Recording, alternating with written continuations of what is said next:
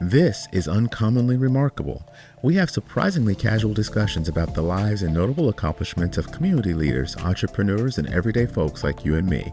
Think of this podcast as an opportunity to learn something new and to pick up on an entrepreneurial tip or two through open conversation. I'm Artis Beatty. I'm a doctor of optometry and the chief medical officer for My Eye Doctor OD. Though we will inevitably touch on topics within my area of expertise, the opinions and conversations held here are separate from my work with My Eye Doctor. In this episode, we spend time with Jane Barlow Christensen, a master herbalist, entrepreneur, and author of Be Your Own Shaman. Raised in a family of 14 children and mentored by her father, a renowned botanist, Jane brings a lifetime of experience in natural healing, plant wisdom, and intuition-driven wellness. From managing fitness centers to reviving her father's herbal company, Jane's journey is filled with purpose, resilience, and spiritual depth. In this episode, we dive into the medicinal power of plants, the importance of intuition, and how reconnecting with nature can transform your health and your lives. Ladies, gentlemen, all you remarkable people, please help me welcome Jane to the show. Welcome, welcome, welcome. I am so excited to have you on the show, Jane. I've been looking forward to it really all day. And I just have to tell you, thank you for spending some time with me. Oh my gosh, thank you for inviting me. And I was even 30 minutes late because I was like, shoot, I was out in the yard working, I told you. And then I'm like, oh, I hope he still is okay. But Yeah, thank you. Yeah, well, thank you're you. very, very welcome. It's you're out there in the yard and you're doing things. You're probably planting things and making things grow. I have no skill when it comes to making a plant grow. In fact, I feel like I'm kind of hospice for plants. Plants come to me whenever they're ready to transition. So it is fantastic to talk to you because it looks like you've got a skill I certainly don't have. Oh my gosh, you are hilarious. You got to stop putting that energy out to the universe, artist. I have. Plants come to you to die. In fact, here's the perfect story, really quick. My husband we love to buy flowers at Costco because you can get like 2 dozen roses and it's a great price. And so we keep fresh flowers on the counter. Uh-huh. And every time he brings flowers home, he says, well, hopefully this is a charm, because every time I bring flowers home, they die early. And then like the next day, there's like flowers going, Drew. Oh, poor And so I flowers. told him, you got to stop saying that because they're listening to you. And Oh. like right now on my counter, there are some roses that I bought over a week ago and they look perfect. Oh my So, gosh. I just feel like some people have the magic touch and some people don't have the magic touch because I really, really talk to the plants. I look at them. I go up and mm, I kind of want to know what do you need to live? And so far none of the plants oh, they've not whispered back to me yet. So maybe after mm, our conversation I'll get a little better at okay. it. Okay. I like that. I like that. So it is. So I think it's just amazing to learn a little bit about you and really learn how you've been looking at things that grow that are medicinal and really can help us. And so I know that you have a history of a father that was a botanist, and you learned a lot there. And you've even written a book, Be Your Own Shaman, which I Yeah. think is amazing. And Yeah. so, but you've got such a varied background. We should talk about that a little bit, and then we'll get into some of the things you're doing today. So, from Yeah. what I understand, you are one of many siblings. Is that right? That is correct, good sir. I'm second oldest of 14. Oh my goodness, Yeah. 14. Yeah. What was it like growing up with that many siblings? I think when they come one at a time for most people, and being second to the oldest, here's what happened. So my dad and mom met in college, and my mom told my dad she wanted 12 kids. That was while they were dating. So that Wow. was kind of right up front. My dad was like, "All right, let's do this."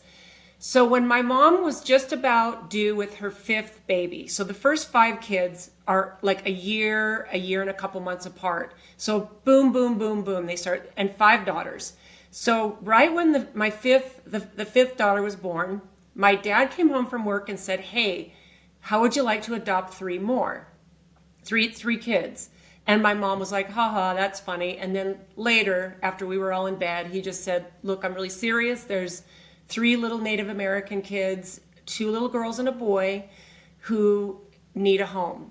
And so there was a little girl who was 4, and I was 4. There was a little girl who was 3 and a little boy who was 2, and they were siblings. So we adopted them, and my mom and dad had 8 kids, and the oldest was 5. Oh, wow. Yeah, so we did add 3 right kind of all at once, but it really felt normal for us just because that they came one at a time. A little babies, and my mom was a lover of babies and a lover of little kids, and so it was always like so amazing. And it did get a little bit uncomfortable when I was a teenager, though, and they'd gather us all around and say, "Hey, we're pregnant again." I'd be like, "Oh my God, you guys, there's 10 of us." So there were moments like that when I just thought, "All right, stop already." But those were fleeting. And my youngest brother is 2 months older than my youngest son. So I was pregnant with Really? I was pregnant at the same time my mom was pregnant. They're just 2 months apart. So this was just, I think that big families are a really beautiful thing. And I Yeah. kind of wish, I kind of wish they'd come back a little bit, because you learn deep skills and you have this built-in group of friends, and life is, you don't get to be selfish. Life is really different. And I'm grateful. I'm so grateful. And that's why I asked the question, right? Because I have to imagine that you have a set of social skills that you build at home when you have this many siblings Yeah. that you don't build. I mean, you may get some of that experience by going to school, but they don't live with you all the time. So you really get to learn how to interact with a bunch of different personalities, and it's got to play a role in the way you interact with other people. Oh my gosh, there's no way it can't. And you really learn skills. You learn not to be selfish. You learn how to take care of each other. You learn what makes a household work with that many people in it. And being one of the oldest, I was baking bread when I was 13, 14 years old. That would be one of my jobs sometimes. I was doing laundry, and I was getting up in the middle of the night helping take care of a sibling. We all pitch in. This is Yeah. it's like how you make a community work, right? Absolutely. And Yeah. so your dad then would spend time with you guys, and you would end up learning a lot of things just because your dad wanted to teach you about the plants that were growing, right? Yeah, I mean, we always had a big garden. And my dad was just, he was a botanist, like you said. And what really made him tick was he was curious about what made plants medicine for human beings. Mm, Because I think we've been so disconnected from Mother Nature, like the last 150 years. There's just been this push by modern medicine to get us out of, taking care of ourselves with grandma's herbal remedy, and get a little bit of echinacea and do this, or drink this tea and put this compress on your chest. And then, I mean, we've gotten away from that because there's no profit in it. And I believe what's happening now, if anything, we can thank 2020 for waking a lot of people up to a lot of mm. things that are like, okay, wait a minute. Wait a minute. I think that, yeah, my dad laid that foundation. So when 2020 hit, me and most of my siblings were like, okay, because we have this whole herbal apothecary full of stuff. Well, what was it like though, having to learn? uh, Maybe it wasn't a having to learn, but really being exposed to Latin name versus common name and trying to remember how all those things went together. Like, um, even if you start that at an early age, that's not easy stuff to do. Well, it's not, but when you hear things over and over and over again, and it's not like my dad sat us down and lectured us. It Uh, was always like, oh, we pull over, pull over. We got, there's something that's blooming right now. I need to show you guys. Or we were always hiking. We were always camping. We spent most of our childhood outside. It's very mm. different than a lot of kids get right now, unless you live in the country. Um, we spent our time outside. And so my dad was just always, it was just always part of it. It wasn't anything that felt we were being lectured at and you have to memorize this and learn this. It just was a natural part of being a kid with a dad who did that. And did you always know that this is what you were gonna be involved in? No, no, no, no. Not at all. So I got married, my first marriage when I was 18. So I Oh, got out of wow. high school. I got married 3 months later. And then I actually, the same the same month I got married, I joined a gym, and I took a group fitness class. It was called aerobics back then, like aerobics back in the early 80s.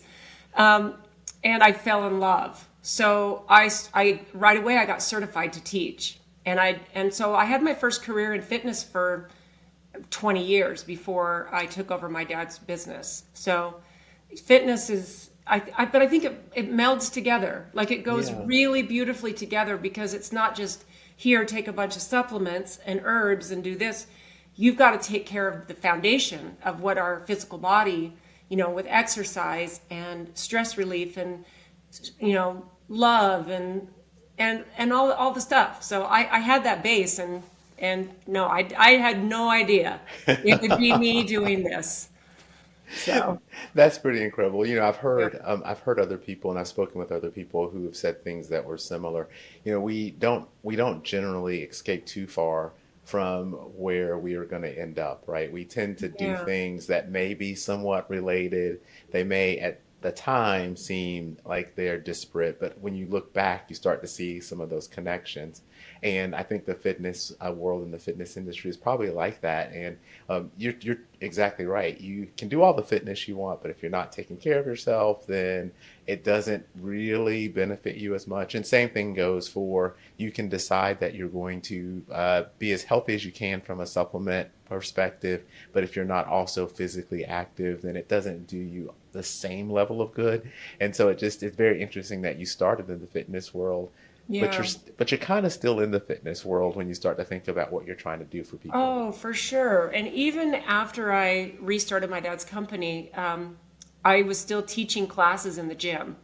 And it was actually COVID the gym I was at when they didn't survive. So Oh I wow. was kind of like, and I taught classes for 40 years, which I kind of figure when I had my last class in March of 2020, I didn't know it was my last class. I walked out of the gym. I said, to my class, see you guys next week. It was a dance party step class that I've been teaching for 20 years, this one class. Oh my And it gosh. was so fun. And I just said, okay, see you guys next week. And that was my last class. But I figured this. It's like, okay, I went out at the top of my game. Like nobody had to say, oh, maybe Jane should retire. She's been teaching. So it all ended the way. I was a little sad for a while because I didn't get to have my last class the way I wanted, Yeah. but I do think that fitness, what you eat, all the stuff, they go together. They really go together. So I feel And lucky. I feel so lucky. well, so now let's look at 2020. You're out of the class is over. Because we didn't know that was going to be the case initially, right? And so how did you decide that it was time to think about restarting or taking over the business? Well, so my dad passed away 27 years ago. So he was actually really young. He was only Wow. 62. And I'm almost 64. So I'm already older than he was when he passed away.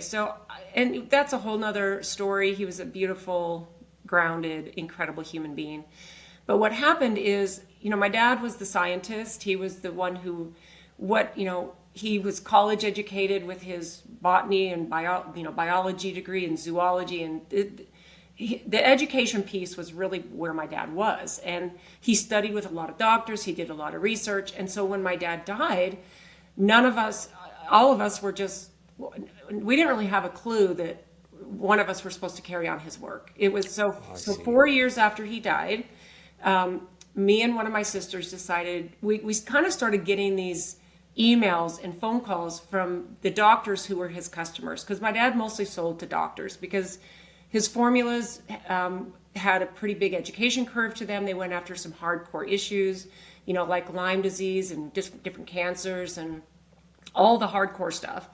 So we started kind of getting, bothered a little bit by these doctors who were like, hey, we need your dad's formulas in our practice.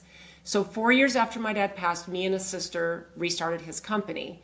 And then 6 months later, she backed out because she was just like, because it was starting all over. It was, and Yeah. none of us were my dad. So it was kind of this big I was just like, I don't know how I'm going to do this. I don't know. But I just knew. There was something inside of me that was like, it's time for you to do this. And so 23 years ago, I restarted my dad's company, and here I am. So, Wow. yeah. Wow, wow, wow. And so when it came time to think about these complex formulas, then how did you take over? Like, did were there formulas that you had access to? Was it your learnings? Were it things that you started to put together? So I started with my dad's group of formulas, and he mostly did herbal tinctures. So he was really well known for, taking herbs and extracting them in typically alcohol, an alcohol base, a high proof alcohol, and then the blends that he had, because there is a science and a knowledge and a complexity to herbs and the way they go together. Mm-hmm. So it's not just, willy nilly. So I just started with his group. I think there were 12 or 15 formulas. Oh, And wow. all of us knew how to make them. We had his handwritten notes and his recipes, and we'd helped him over the years. Like if one of us would need to make some extra money, even as a married, grown up and married people, we'd, hey dad, you need some work done. We'd go help him. So these are all things that we all knew how to do. And so it wasn't that piece wasn't hard. But since then, it's now been a long time, and I would give anything to sit down and have a conversation with my dad Mm, about what I've learned and how I formulate, because I have a lot of knowledge. It's not school based, mm-hmm. but there's a lot of information out there. Plus, I have the deep wisdom that I grew up with, that just is kind of in my DNA. And it interests me. And here's the interesting thing. We talked about plants at the beginning. The plants talk to me. So it's a See, really, this is my problem. They don't talk to me. Wow. yeah. So I've really, and I use not just my own research when I formulate now. I now realize that after I do all my due diligence, I realize I have inspiration. And it's not just my dad helping me from the other side, but from my higher self and our creator. I tune into that, and it's just this beautiful. I haven't talked about this for a long time. I didn't say anything because I just thought this is way too woo woo, and people are going to be like, "What do you mean you have help?" It's like, well, so it only the last couple of years have I really kind of started talking about the fact that I have inspiration from a higher source that helps me when I do the homework, I put in the due diligence, and then I go to a quiet place and I tune in.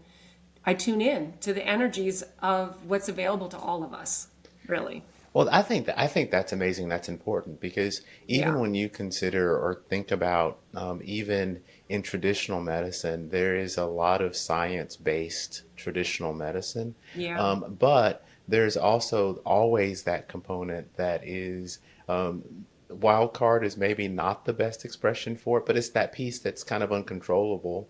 And it's how some doctors are able to get results with patients and others are not. And so there's got to be some sort of connectivity or connective energy that is helping to kind of put these things together. So I don't think that's too woo-woo at all. Yeah. No, I don't think it's woo at all, but I kind of have to say that because some people might go, "What are you talking about?" No, and I do think that there are doctors who are more intuitive and more, will listen to their patients, and they'll maybe ask a deeper question rather than Hmm. just write them a script, and they might just say, "Well, how's your marriage, or what's going on with you at work, or how are your kids doing?" Because there's a lot of underlying things that cause us disease and ill health that doesn't need a drug. It needs some understanding and some love, right? Yeah, yeah. So talk to me a little bit then about this book. Yeah. You're in you're in the business. You've got people who are now relying on you. You're doing the formulas and you're getting out the product. But then you decide I've got to write this book. What was the inspiration? Well, so my dad wrote a book on his book on medicinal botany when I was a senior in high school. It's called From the Shepherd's Purse, and there were 48 plants.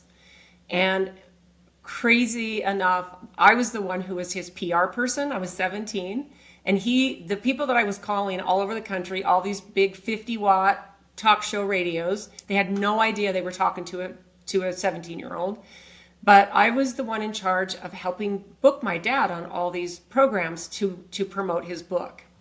And I thought it was so fun. And then so he wrote this book, and he self-published it. And so it's been out of print for decades. And the whole time that I've been going, running my dad's business and running the business now that I have had people ask me, you need to bring your dad's book back. You need to republish your dad's book. And over and over. And finally, I just thought, well, it never felt right to do that, because this was my dad's original work. It belonged to me and all my siblings. And it was like, it just didn't feel right. So what I did is I took his original 48 plants, and then I doubled the content. I actually took it up to 94 first. And so I redid all the pictures of his. I had all the illustrations redrawn. I updated the content. Medicinal botany doesn't change that much. So some of the content I just tweaked a little bit because it's timeless. It's timeless knowledge. And then I brought it out. I published it myself in 2023. And then it got picked up by a publisher in New York. So, and that was like totally awesome. And then what I did is I added a chapter of sacred plants and psychedelics. So now there's 101 plants, and that was published last year in 2024. So Wow. that was it. That was my dad's book originally, and then I took his work and I updated it, and I added content, and it's a beautiful love letter to my dad. And how did you come up with the title? Because I find the title extremely interesting. Yeah, and you know what's funny? I've actually had some negative pushback from people here and there about the title. Really? Yeah, it surprised me a little bit too, because the pushback I've had is it felt like it was shaman in some, I guess for some people that feels like it's demonic a little bit. Huh. I've kind of got that a little. It's very rare that I get a little bit of pushback. And then the other people are like, it feels like I was borrowing from like an indigenous, So but here's the story of so the title is Be Your Own Shaman. And when I was first trying to get a title, one of the hardest things I realized is when you write something, coming up with a title for it. How do you do that? Because you want it to say what it encompasses, what's inside the book, as much as you can, right? So Right. I wrote Be Your Own Doctor, Be Your Own Healer. And I was having a conversation one day with my brother Bert, who's my Native American brother, and him and his two sisters are Eastern Shoshone. They're full-blooded Eastern Shoshone, and they've all really embraced their Native American culture as they become adults. And I think he just turned 62. So he's this beautiful Native American man. He has this long white braid down his back, and he's got this twinkling laugh. And so while I was trying to come up with a title, I was just chatting with him on the phone, and I was telling him about, be your own doctor, be your own healer. And then I said, well, I have an idea. What about Be Your Own Shaman? And I thought if anybody could tell me if this is a good title, it would be him. Yeah. And he said, oh my gosh, that's it. And then he said this to me: you can be like a bridge between the Native American medicine man and the shamans and the white people. You can be like this bridge. That's fantastic. And I was like, okay, that was a blessing from my beautiful Native American brother. So that's all it took. And I've had a little bit of pushback, but it's also like, look, you can't be offended by something like this. That's right. That's right. That is absolutely amazing. Yeah. And so, one of the things that I found interesting in hearing you speak and talk with others is the quality of the herb is very important. Can you talk a little bit about that? Because I think there are lots of sources. If people are out there and they're kind of thinking, oh, I'm going to get this or that, there's a big difference, though, in the quality of what you're buying, and it's not always easy to tell. So do you mind talking a little bit about that? Yeah, that's actually that's a really important question because there is a lot out there, and it takes people. You have to do some due diligence if you're going to be taking any kind of supplements or adding, especially herbal medicine, into the lives of yourself and your family. You need to do some research. So if you look, I mean, that's such a big question. I could talk about that for a while. But if, like, to me, if I'm going to be putting something out into the world to help people with their health, it's got to be something I'm going to give to myself, my spouse, my kids, my grandkids, my siblings. Like, I want something that's going to improve my health. I don't want something that might improve my health a little bit and then has a whole bunch of fillers in it. So I think here's my best suggestion to people. And if you've listened to a couple of my other interviews, you might have heard me say this. Every single company should be able to provide what's called a COA, which is a certificate of analysis. So when we have a product, like say I have this product that has cinnamon, cayenne pepper, and slippery elm in it. And it's a capsule product.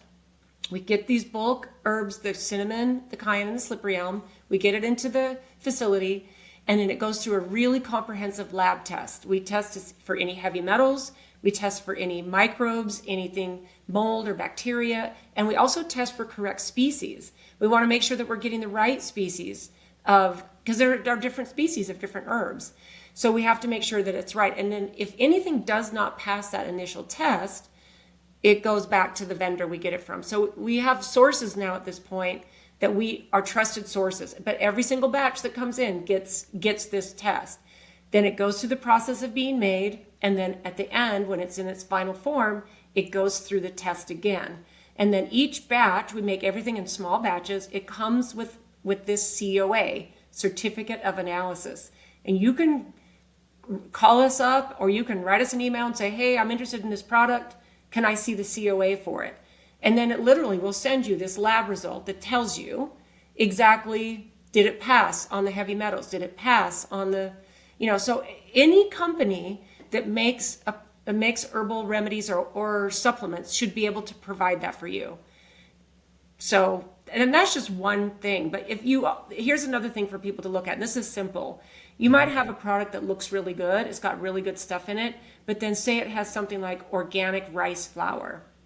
Now that sounds great, right? It's organic, it's rice, that's great. But that's just a filler.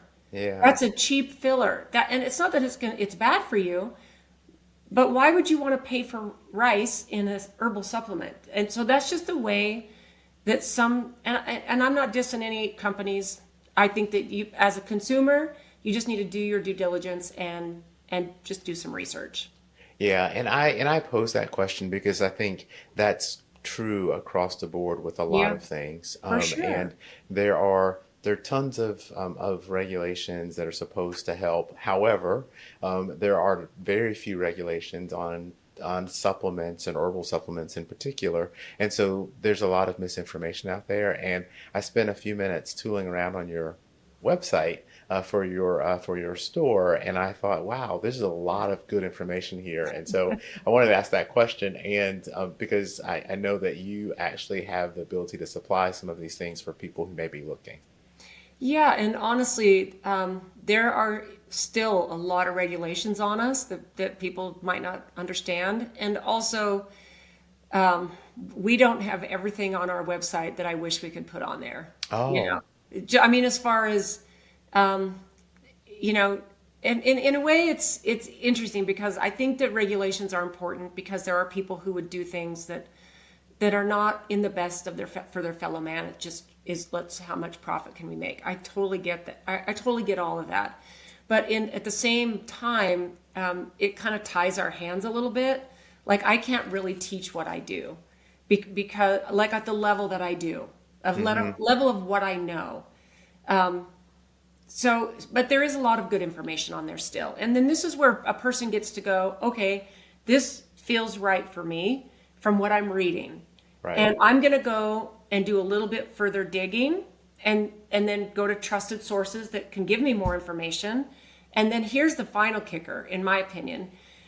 The final kicker is you have to tune into your intuition, because if you think about it, when we're little, where we have our intuition and our intellect. And our intuition is stronger when we're born. When we're little, we're tiny. We start, 1 and 2, 3 years old. Our intuition never gets nurtured, at least for most people. But your intellect, it's like, we're going to school and we're going to learn this, we're going to learn this, and we're going to go to college, we're going to go to grad school, we're going to go PhD. And the intuition is down here and it never gets nurtured. And the reason I bring all this up is because when you hear something that feels right, like say you read about a supplement that feels good for you, that feels right for you, and your intellect jumps in and goes, no, here, this is why it's not, and this is why it's, because I read this and I heard this, and so instead our intuition is here going, hello, I'm your guiding compass, and we get these intuitive hits and we've learned to ignore them. So that's a really important piece of being a human being. I think that's important. I don't think people think about that as much, right? Because you do spend a lot of time learning this or that, and sometimes that can be at odds at kind of what you think or feel about something, and it's always that moment of reconciliation where you're trying to determine where you're going to go next, right? And so I think that's important. Yeah, I mean, your intuition is your guiding compass. We need to learn to trust it more, and I think women have it a little stronger than men because we're mothers and we're protecting our children. Men, at least it's nurtured more in women, maybe, but we all have it. And I told my husband, I'm on my second marriage. We've been married 26 years, but before we got married, I told him, I said, look, you just have to know if we are ever getting ready to get on an airplane and I have a bad feeling, I don't care where we are in the world, because he's a traveler. We both love to travel. We've been a lot of places around the world. But I said, look, this is something you need to know about me. And it's only happened twice where we're in a foreign country, coming and coming back. And I just said, both times we heard that there were mechanical problems with the plane. And everyone was fine. They had to land somewhere different both times. And we get these intuitive hits because they're telling us something. They're giving us messages. So, sometimes we'll get an intuition to drive a different way than we might normally drive. And we might not ever know why we weren't supposed to go that way. But just those are nudges from the universe, from God. Yeah, those are things you have to trust. Totally. Yeah. So, in episodes, I always like to understand what the guest has learned along the way, because there are a lot of people who listen who are thinking about starting their own business or breaking with tradition or doing something different, and there are pieces of knowledge that successful people have that they are just listening for. So, as you've gone on to write the book and you're running the business, are there things that you've learned that you wish you would have known, or that you should tell other people as they're thinking about doing something that maybe they're not sure about yet? Yeah, I would say you have to do something that makes you happy. When I stopped, so I was managing a big fitness center when my dad passed away, and I managed it for a couple years, and I was bitterly unhappy. And I was the one who was making the most money in my marriage at that time. It was a big corporate chain of fitness centers, and I was managing one of their clubs. And I was really good at it, and I was making a lot of money, but I was not happy. And my kids had just graduated from high school, so I was like, I said to my husband, I think I want to restart my dad's company, but there was going to be no money. I knew it would take me a while. I didn't even know how I was going to do it. But I knew I wanted to be happy, and I was tired of corporate America. Mm-hmm. So I would just say that if you do something that makes you happy and you do it with purpose, then the abundance will always come. It doesn't matter, and then you just have to be consistent at it. And so when I restarted my dad's company, I honestly thought, okay, well, my kids are graduated, and I hope I can just bring in enough money to supplement my husband's income. And I thought, well, our days of travel are probably over, at least to the level we were doing it. Oh, yeah. Because, but I was actually okay with that. I was like, I want to, I just need to be happy. That was all I wanted. And then I think we need to, there's this little meme that you've probably seen where these two guys are digging into a cave, and they've got these little pickaxes, and there's a cave. They're almost to this place where there's gold. But one guy, he's almost there and he's giving up. And the other guy is still going. So I think you have to keep going at something you love and not give up before you get to the gold. And I think that happens to so many people. They'll do something they love, and it might not be they might not be meeting their expectations of how much money they were going to be making, or how it was harder than they thought. I went through some really, really, really hard years. In fact, it's still challenging to run a business. It's challenging regardless. Right. But I would say that's a really big thing. Stick with it and put your customers or what you're serving first. I wanted to be happy, and I wanted to help people. I knew my dad's formulas were game changing, and I thought these need to be in the hands of the moms who their kid has a fever or their kid has a cold, or they don't want to. They're allergic to antibiotics. I want to be able to help people. Yeah. And then the final thing I would say to anyone is the best way to walk through this life without trying to convince people to come and do what you're doing is just to set a pure example.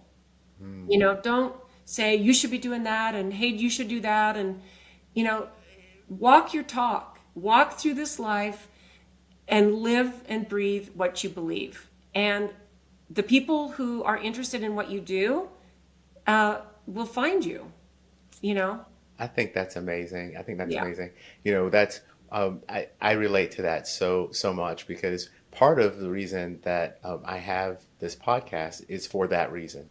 So I do a lot of traveling, and I have a lot of windshield time, and you hear a lot of newscasts, you hear a lot of the things that are going on in the world, and a lot of the things are negative, or people who are utterly famous have done just really bad things to get there, right? and I kept thinking there's got to be a place in the world that you can go and hear about people who are doing cool things in their lives. They're helping other people. They're building something neat. They're building something new. And I thought, you know what? I don't know if that place exists. I'm going to make one. And so that's how I got to creating this podcast. And when you messaged me and we started talking back and forth, I was like, oh my gosh, she's got to come on the show, because she's absolutely amazing, and she's doing what the show is all about. So again, thank you for coming on the show. Well, thank you for having me. I think that your message and your mission for your podcast is perfect, because the world needs to understand that there is so much positivity. We're in a place right now where this is where the people who are creative, who see all the positive and understand these life-changing times we're in, this is the best time to create. This is the best time to build your business. This is the very best time. Like, I can't say that enough. That's amazing. I mean, it's true. It's so true. It's Yeah. very true. Yeah. And so if people are looking for you, because now they're interested in learning more about medicinal herbs and plants, and they're looking for advice, or they want to read your book, tell me all the places they can find you. So my website is barlowherbal.com. I have a little YouTube channel, Barlow Herbal, and I drop an herbal video once a week. And then every Sunday I do a Sunday message of love. And that's, That people is have been awesome. they've been able to watch my little spiritual journey over the last few years. And then Instagram at Barlow Herbal, but I'm easy to find, and I'd love to connect with like-minded people. So, That's and the incredible. book is on Amazon and Barnes and Noble, which is very cool. That is pretty cool indeed. Yeah. And so Yeah. again, I just thank you for spending some time with me and taking a break from being out there doing the good work with the plants. Um, I'm now energized. I mean, it's going to rub off on me, so Woohoo! yes, I'm gonna be very positive, and I'm gonna actually keep something alive. I'm gonna let you know Well, you how it have a works. spark in there, artist. I can totally tell. You got a green thumb. You just don't know it yet. You got That's it. talk That's to your it. thumb. You're green. You're green. You're green. That will be my plan. Jane, I hope you have a wonderful rest of your day, and Oh, I look forward to talking to you again. yeah. Thanks, artist. It's been a total pleasure.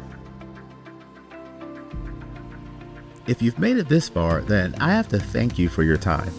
I hope you've learned something new and enjoyed listening to the discussion as much as I enjoyed having it. I'd love to hear from you about the show because we're working really hard to bring you great content, and the feedback really helps us get better. If you like what you've heard or watched, for those of you who are streaming out on YouTube, then take a split second to give us a thumbs up or a like. It really helps other people like you find the show too. And no one likes to miss out on the good stuff, so go ahead and subscribe and hit the notification bell so you don't have to wonder when or if there's a new episode. And until next time, stay remarkable.